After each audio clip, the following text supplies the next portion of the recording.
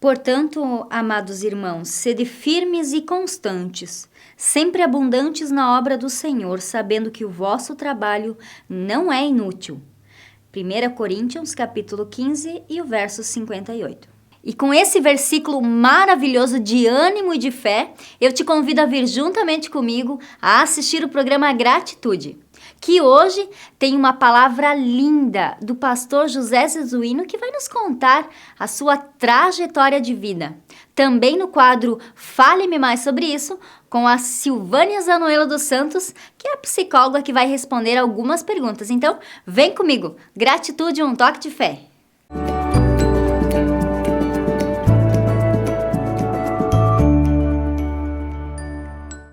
E no quadro de hoje, Superação, nós iremos falar com o pastor José Zezuino, falando sobre a vida de um pastor, né? Que não deixa de ser uma palavra de superação, um quadro superação também. Pastor Zezuino, a paz do Senhor, que Deus abençoe a tua vida.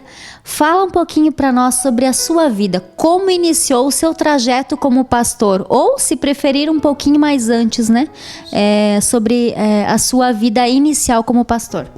Pois não, é um prazer muito grande estar novamente no programa e dizer da minha satisfação, sempre que posso, né, poder dizer alguma coisa importante para as pessoas que nos assistem.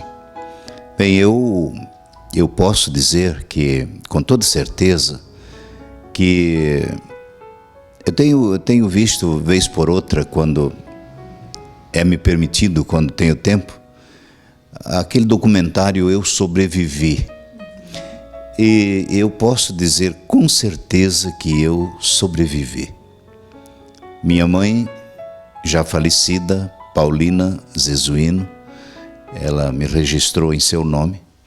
Devido à sua extrema pobreza e orientada por familiares, né, parentes mais próximos, ela começou a doar os filhos, que eram em número de 6, e eu era o caçula. Eu tinha apenas 2 anos quando minha mãe me deixou na cidade de Jaraguá do Sul, no litoral, e foi embora. E dali para frente eu passei, ou seja, eu entrei pelo caminho do sofrimento, da rejeição, né? Ninguém queria porque era um menino doente, e acabei ficando numa casa de uma senhora chamada Adelina, uma mulher que não tinha filhos, e resolveu então me criar. Pastor Zezuino, naquela época era normal, né?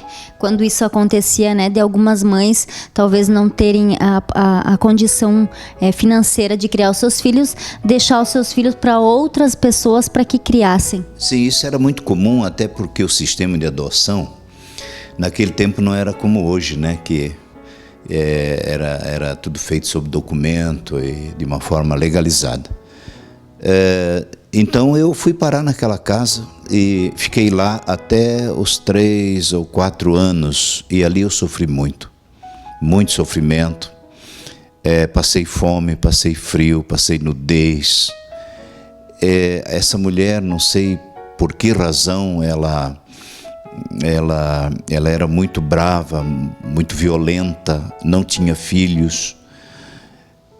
Houve ocasiões que ela, com 3 anos de idade, me amarrava num pé de laranja, uma laranjeira que havia nos fundos da sua casa, que era à beira de um rio, e ali eu ficava o dia todo sem comer. Numa ocasião, num ataque de fúria, ela abriu um fogão de lenha e tirou de dentro do fogão de lenha um pedaço de lenha em brasa e me queimou quando eu tinha 3 anos.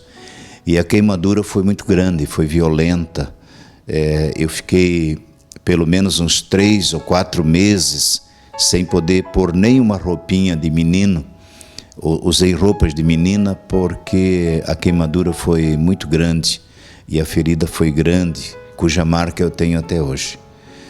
Então, outra ocasião, essa mulher me jogou no rio, justamente um rio que passava atrás da casa dela, e os vizinhos viram quando ela me espancou com uma vara de bambu, e os vizinhos escutaram do outro lado do rio essa mulher gritando: "Por que esse bicho não morre? por que esse bicho não morre?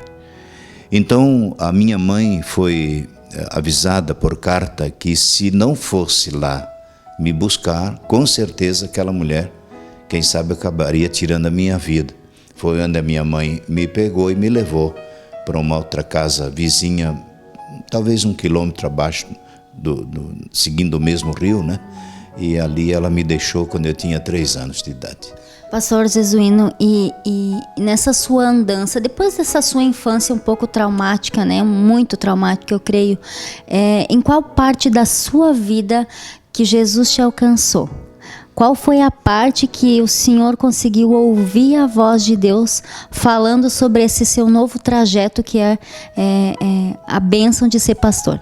Bem, a trajetória foi longa, né? Hoje, isso que eu acabo de contar, eu tinha 3 anos de idade e hoje eu estou com quase 70 anos. Então foi uma longa trajetória e foram muitas experiências.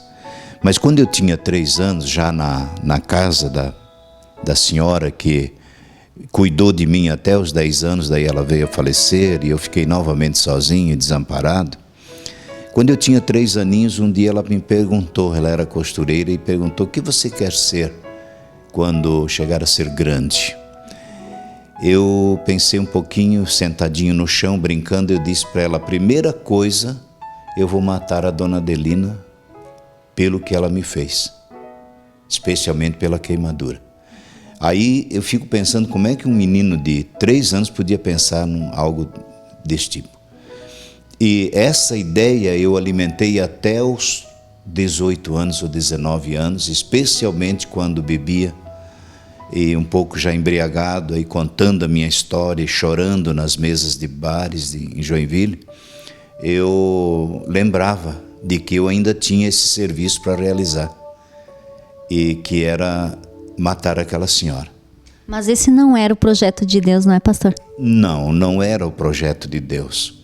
Porque um dia apareceu na minha vida um homem, usado por Deus, que me disse o seguinte: Jesuíno, não morra desse jeito, porque há um céu de glória esperando aqueles que aceitam a palavra da verdade, o evangelho que transforma, mas também há um inferno terrível esperando aqueles que rejeitam o plano da salvação de Deus, e eu optei pelo plano da salvação de Deus. E o programa Gratitude volta depois dos comerciais com o restante, o final aí dessa história de superação do pastor José Jesuíno.